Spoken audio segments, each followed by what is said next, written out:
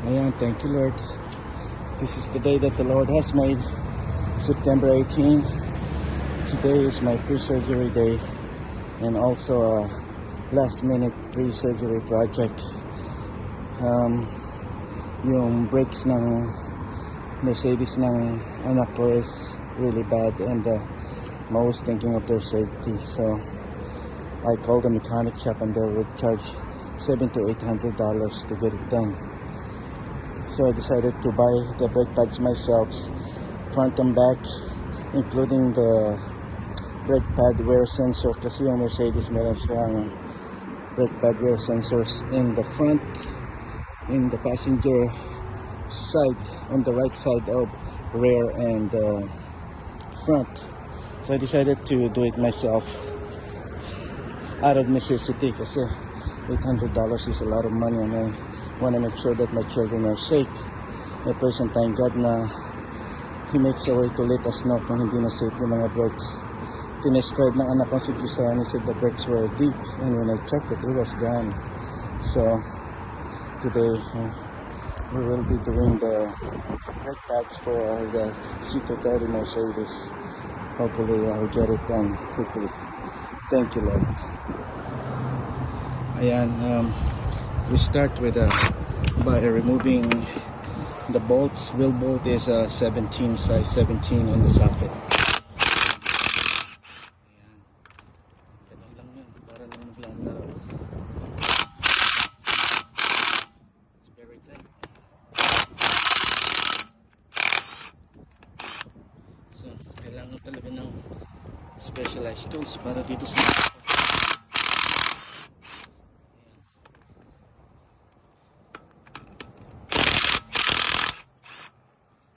last one.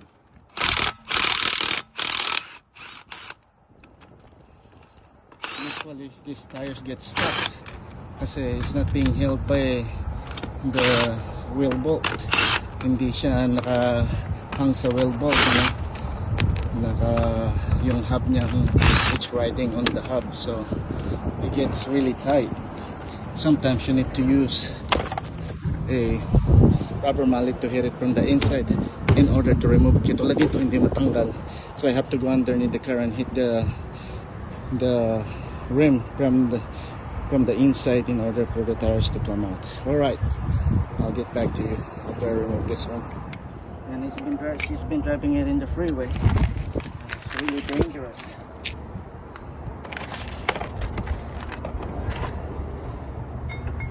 Hindi rin biro ang pagkalig nito kasi you have to know what you're doing with this kind of stuff. Compress it some more.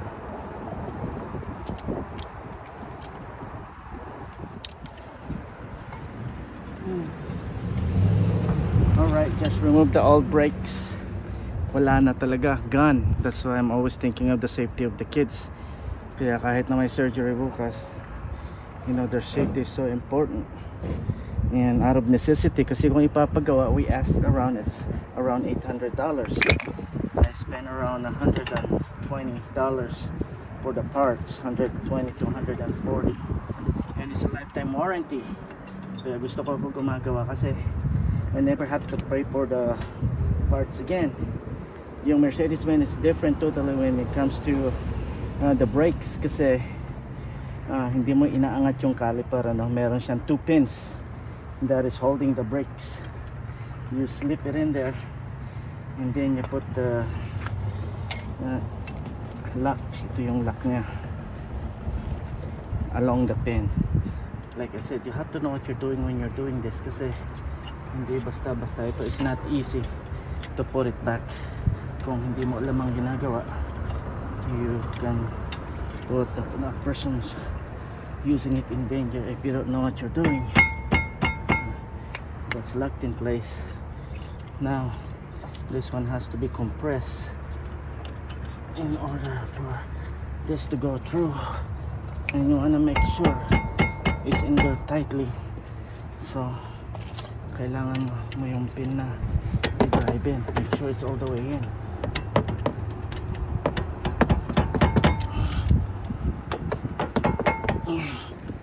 And voila, the front brakes is done. Now we have to put back in. Let's put the tires back. Just a limit. Ito, accumulation of this dirt right here. So yes, may stuck. So to avoid that, I'm gonna put a little bit of air, prepare a little bit of grease so it doesn't get stuck.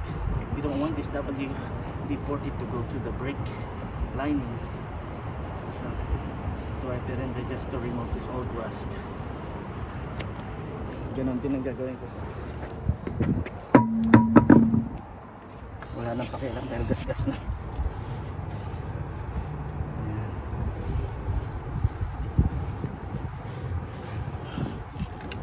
Alright, give me that bolt so I don't have to keep breaking.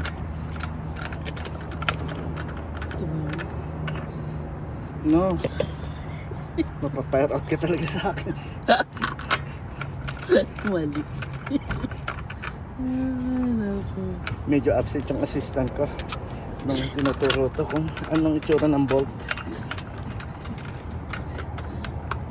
Is there any more there?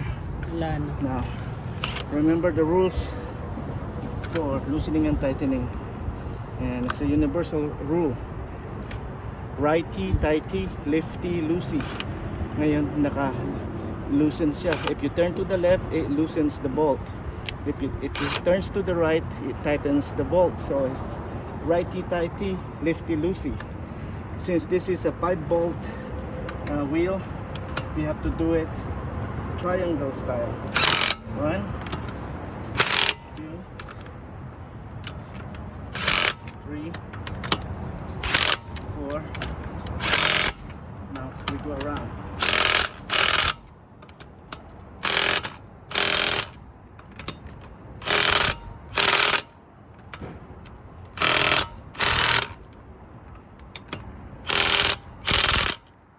About 80 pound torque.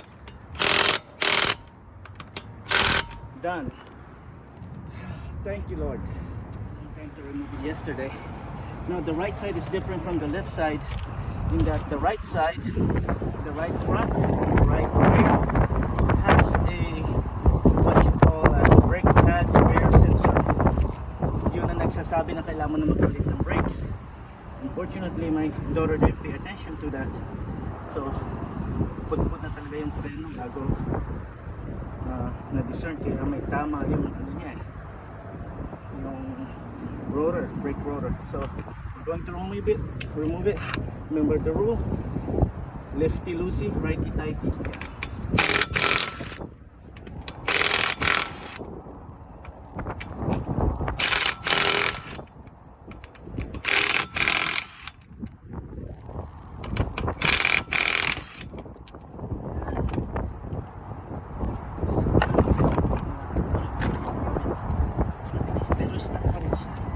But since I've already removed this yesterday, it should be easier.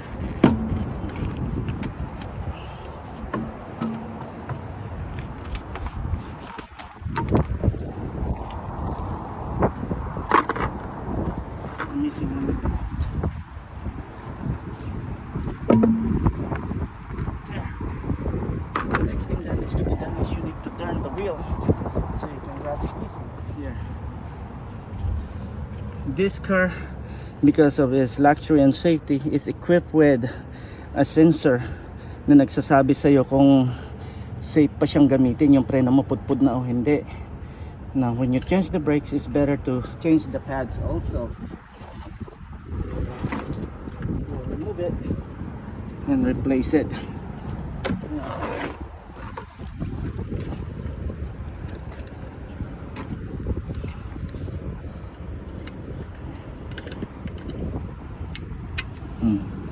Yan yung sensor niya. This one should be replaced. This is the one that told us that the brakes was really bad. Now let's Clip. to release the lock of the brake pads. There are 2 pins and kailangan mo siyang matanggal. Ayan. Those are one of the pin. magpa-pop out yung ano.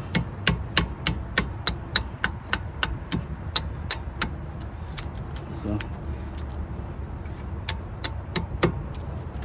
these are the two pins that needs to be removed. It's something longer to remove the pins. Let me just nawawala yung martilyo namin eh.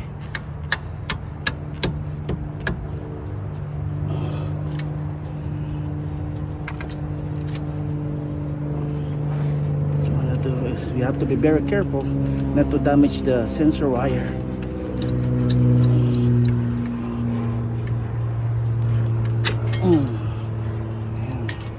And that releases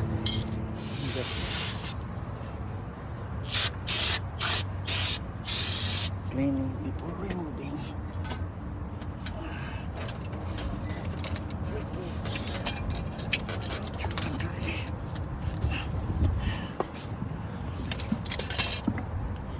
You wanna make the diaphragm to be more open. Kaya lang, it's very hard right now. So we have to pull the pads and then compress the diaphragm. This is the old pads. Kakaiba siya sa any other car, the way the brakes are set up ano. Now do not do this with the car key on, because you're going to activate the ABS and ruin the system. Make sure that the key is not in the ignition and the car is totally off. As you can see, talagang wala na.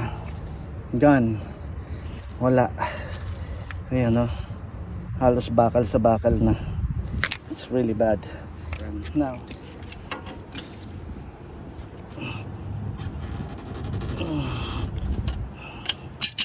and that I've done that, I have to hold it in place kasi every time you compress, bumabalik yung kabila because of the fluid pressure. So you wanna make sure you hold this one in place so that doesn't happen. Let's see, wala kasi yung clamp. It's a different kind, but this is what will work here. Ayun, oops, ayaw kasi maliit nga yung ano ko, nadudulas siya, but this way will do it. Kailangan lang mahawakan, dumudulas eh. I'll change it to the other side.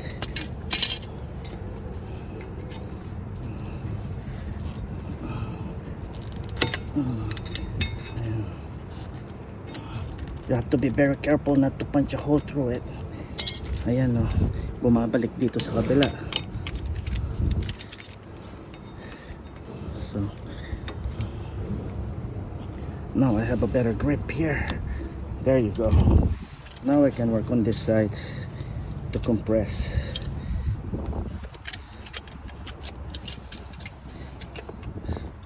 Oops, very tight.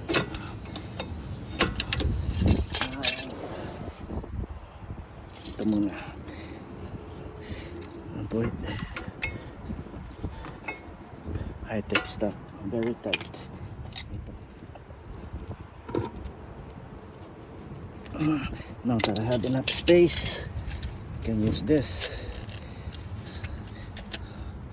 to compress the diaphragm. Ayan.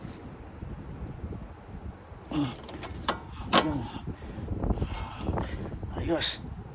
Tapos na.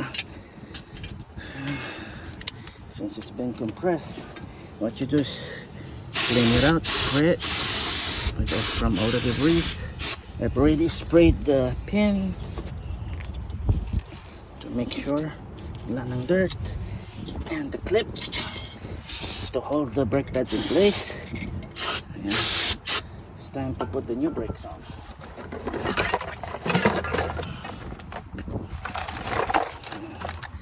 Start with this kasi kung hindi i-compress, hindi magpi-fit yung brake pads kasi makapal eh. You can see the difference Ayan, oh. There's a big difference. Big difference. Ayan. You see the difference? It's big. This is gone. See? Big difference. And you put this one on this side. Make sure fully compressed na.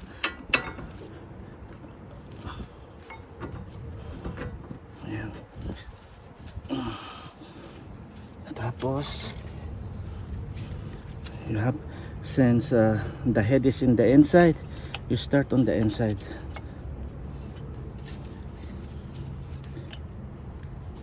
Ayan.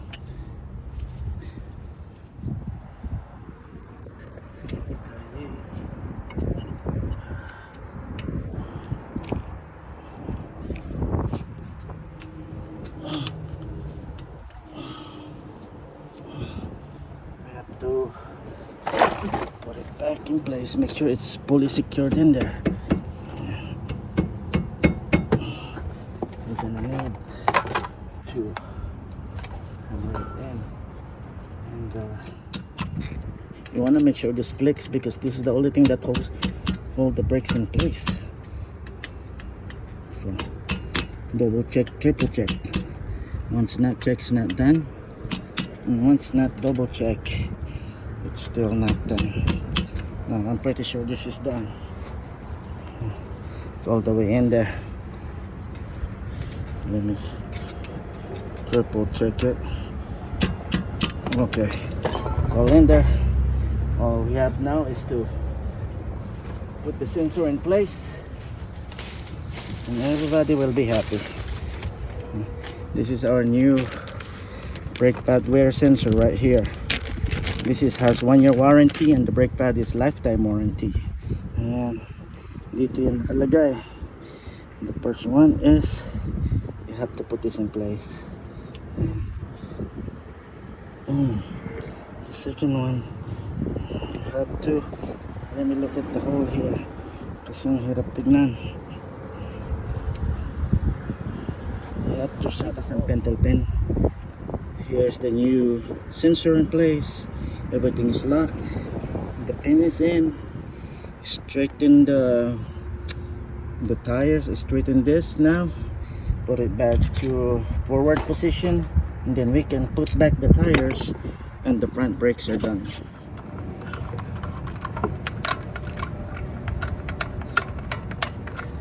You wanna do it manually first because ayaw mong masira yung thread ng bolt. So make sure it fits in there snugly at saka hindi kontra sa takbo ng thread.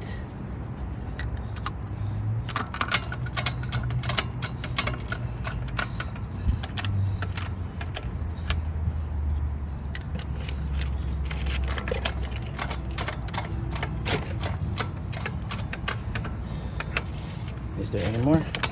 No more. Now we use the gun. Remember the rule: righty tighty, lefty loosey. Nilagay ko na sa right, spin to the right.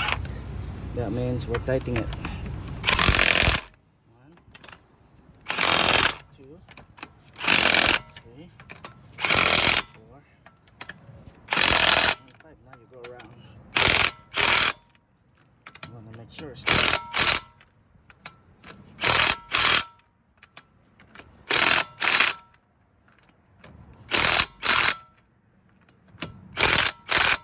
we're done. Thank you. Stop. Stop.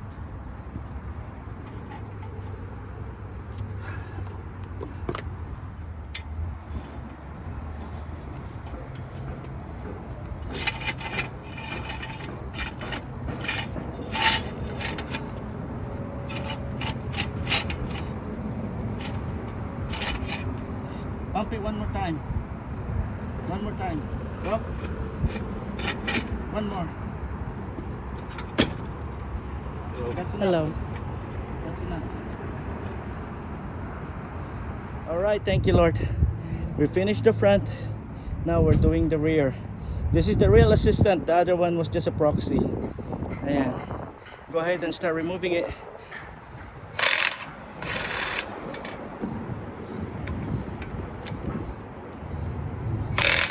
Kailangan kasi meron silang at least basic knowledge of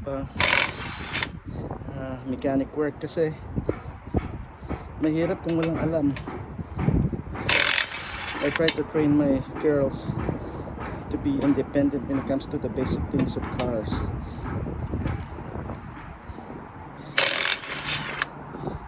Very good. Now try to remove it. If it won't come out, we have to use. Now go get the mallet. You have to go underneath. Come on. That's how it is. You have to go underneath and hit the rim by the tires until they come out. There you go. That's how you do it. That's right. And now remove the tire.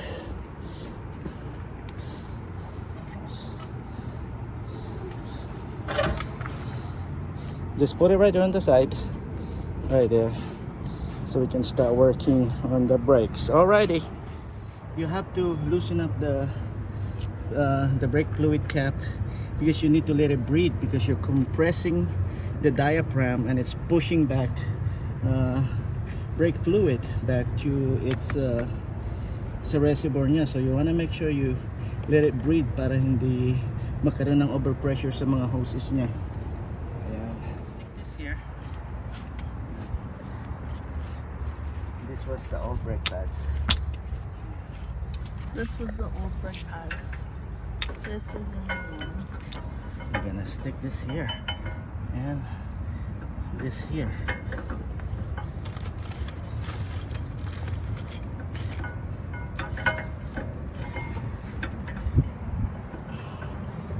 We still need to compress it.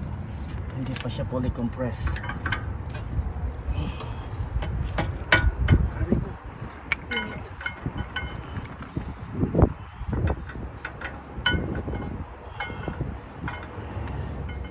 Put this here.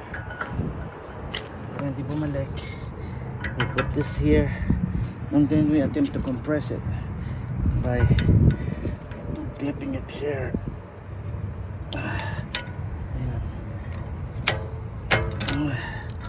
Let's see where is the new pad.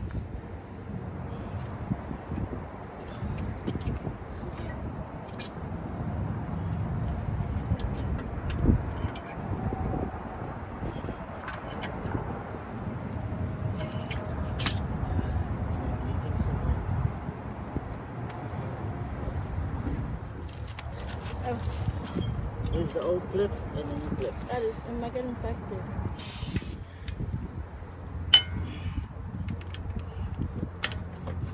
What's the problem with the wrong tool? Kasi hindi makita yung hammer. It's hammer time. Hold this, please.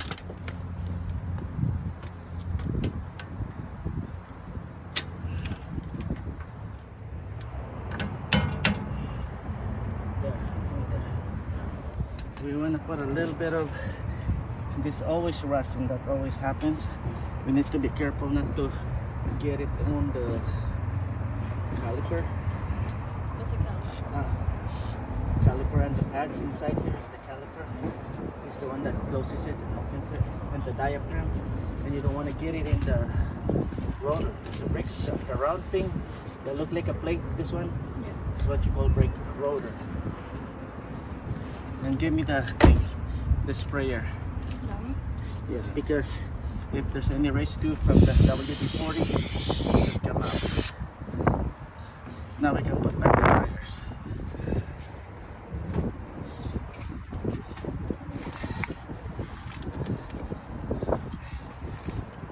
Here, teach you how to do this. You're gonna get dirty. Move the thing. Where are the bolts? They're inside.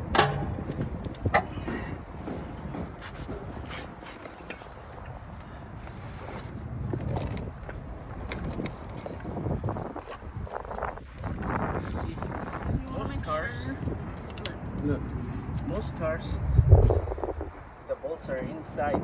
You put it through this hole. It's connected to there. But with Mercedez Benz, no. It's on the outside. So you gotta put this up there so you know where it's at. You can use your leg to lift it up because it's heavy. It doesn't go there. You have to, I need this. You wanna make sure it's in place. Okay. It's not going in there. So you have to check there. It's gonna be in there now.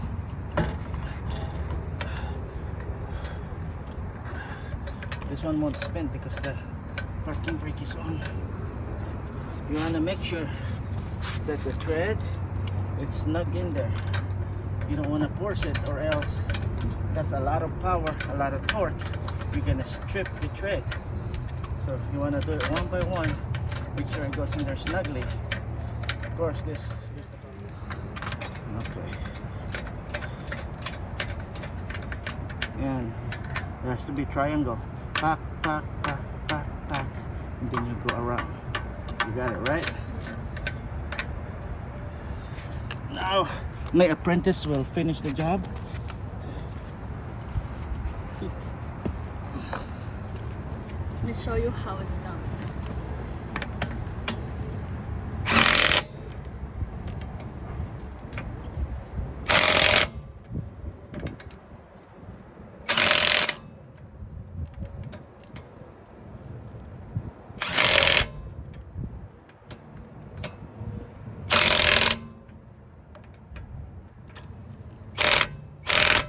Harder. There.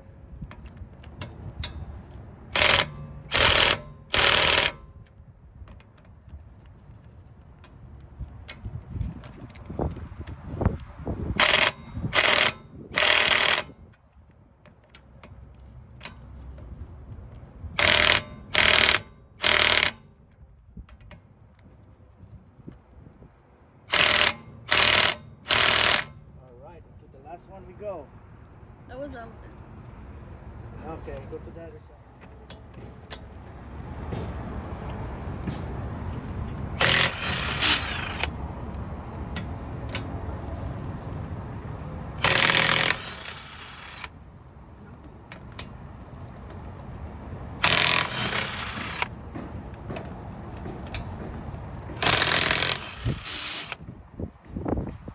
If the one in the bottom came out good, try to shake it out. If it doesn't, you have to do. You know what to do. I already trained you for that. excuse me, mother. I think the bottom one, anak, is not loose No, it's enough. good. It's It good. is. Yeah, she knows what she's Uh-huh. doing. Oh yeah, galing ah. One-handed with my left hand too. Right, the tires are ready. Thank you, Lord. It's hard to find good help nowadays. And here we are at the last leg of changing all the brake pads. And this is the last one right here. Thank God for the opportunity to work with my daughter in the car. Kapag tumatanda na, hinihingal na. It's good for these young ones to learn this kind of skills so they're not dependent. We were quoted $800 to do this, $800 to $900. Mercedes sa dealership mas mahal. And we decided to just do it ourselves. It cost $122. So a savings of $700. It's good savings.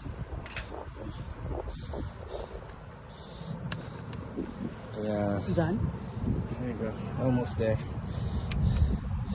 She is doing the finishing touch.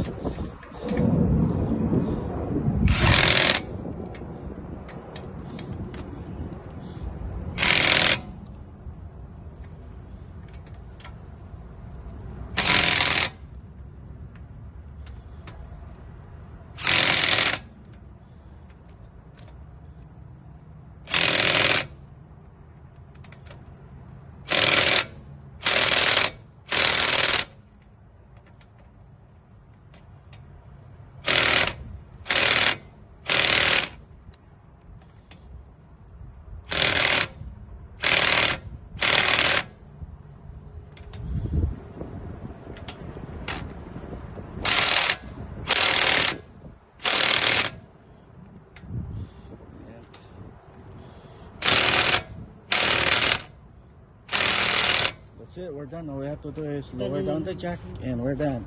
Congratulations. Just finished changing all your brake pads. Thank you, Dad. Thank you, Lord. And our supervisor over here. The supervisor. Thank you, Lord.